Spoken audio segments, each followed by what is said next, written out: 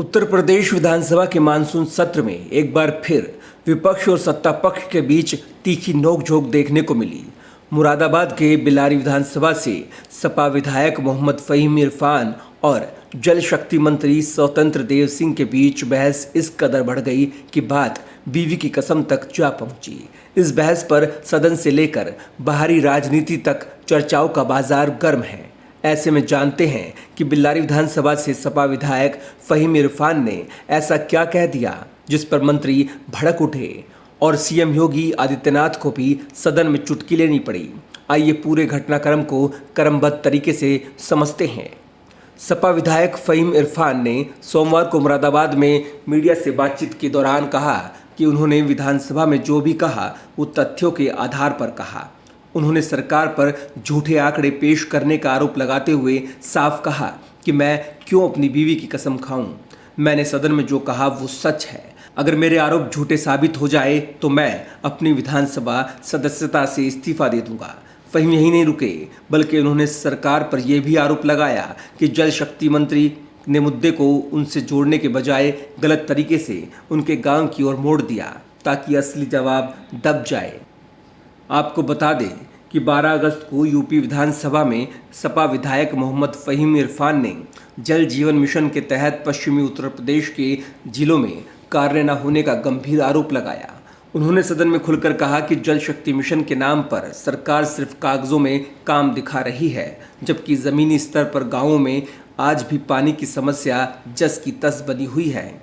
फहीम के इस आरोप पर जल शक्ति मंत्री स्वतंत्र देव सिंह नाराज हो गए और उन्होंने प्रतिक्रिया में कहा कि विधायक साहब अपनी बीवी की कसम खाकर कह दें कि उनके गांव में पानी नहीं पहुंचा। मंत्री के इस बयान से विवाद और बढ़ गया। तुरंत जवाब देते हुए फहीम इरफान ने कहा कि मैं किसी की कसम क्यों खाऊं। पश्चिमी यूपी के किसी भी जिले की जांच करा लीजिए। अगर मेरे आरोप झूठे पाए जाएं तो मैं खुद सदन से इस्तीफा दे दूंगा। ये कोई कसम खाने का मुद्दा नहीं है। ये बहस यही नहीं रुकी। अगले दिन मुख्यमंत्री योगी आदित्यनाथ ने सदन में विजन डॉक्यूमेंट 2047 पर बोलते हुए इस प्रकरण पर हल्के फुल्के अंदाज में चुटकी ली।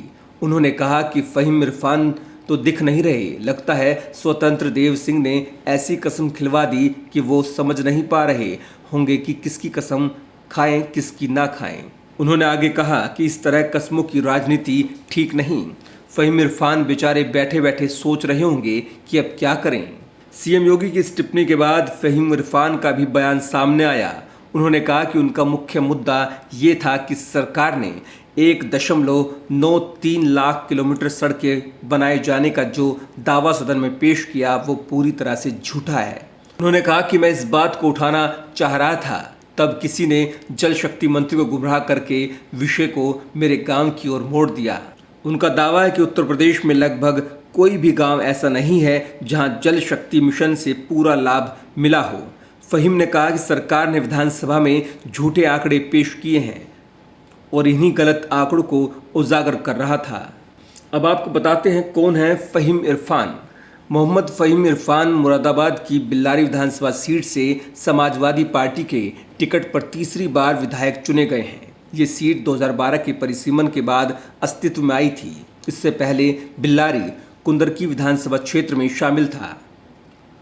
2012 में इस सीट पर फहीम इरफान के पिता हाजी मोहम्मद इरफान एडवोकेट ने सपा के टिकट पर चुनाव जीतकर विधायक बनने का गौरव हासिल किया था। 2016 में बदायूं में एक सड़क हादसे के दौरान फहीम के पिता का निधन हो गया, जिसके बाद हुए उपचुनाव में मोहम्मद फहीम इरफान ने पहली बार जीत दर्ज कर अपनी राजनीतिक पारी की शुरुआत की। 2022 के विधानसभा चुनाव में उन्होंने भाजपा प्रत्याशी परमेश्वर लाल सैनी को 8,062 वोटों के अंदर से हराकर लगातार तीसरी बार जीत हासिल की। बिलारी सीट को हिंदू बहुल माना जाता है, बावजूद इसके फहीम इरफान और उनके पिता लगातार इस सीट से जीतते आए हैं। इसका एक बड़ा कारण ये भी है कि फहीम इरफान को क्षेत्र में सक्रिय रहने वाला और जनता के मुद्दों को उठाने वाला जनप्रतिनिधि माना जाता है। फहीम इरफान सपा के वरिष्ठ नेता आजम खां के करीबी हैं और माना जाता है कि उनके पिता को टिकट दिलाने में आजम खां का अहम हाथ रहा है। विधानसभा की कार्रवाई बुधवार सुबह 11 बजे तक के लिए स्थगित कर दी गई है, लेकिन इस घटना को लेकर राजनीतिक माहौल अभी भी गर्म है। सत्ता पक्ष जहां ये कह रहा है कि जल शक्ति योजना के अंतर्गत प्रदेश के अधिकांश गांवों को पाइपलाइन से जोड़ दिया गया, वहीं विपक्ष और खासकर फहीम इरफान सरकार के इन दावों को कागजी सफलता बता रही हैं। फहीम इरफान का तर्क है कि अगर सरकार अपने आंकड़ों पर इतनी आश्वस्त है तो किसी भी स्वतंत्र एजेंसी से जांच करा ली जाए। उनका कहना है कि कसम खाने से सच या झूठ तय नहीं होता, सच तो आंकड़ों और ज़मीन पर दिखने वाले कामों से तय होता है। यूपी विधानसभा का ये विवाद महज एक कसम और बयानबाजी तक सीमित नहीं है। ये सत्ता और विपक्ष के बीच उस बुनियादी विवाद को दर्शाता है जिसमें एक ओर सरकारी योजनाओं को सफल बताया जा रहा है तो दूसरी ओर विपक्ष उन्हें विफल और झूठे दावे बता रहा है। अब ये देखना होगा कि इस विवाद का अंत किस निष्कर्ष पर होता है। क्या किसी जांच समिति का गठन होगा?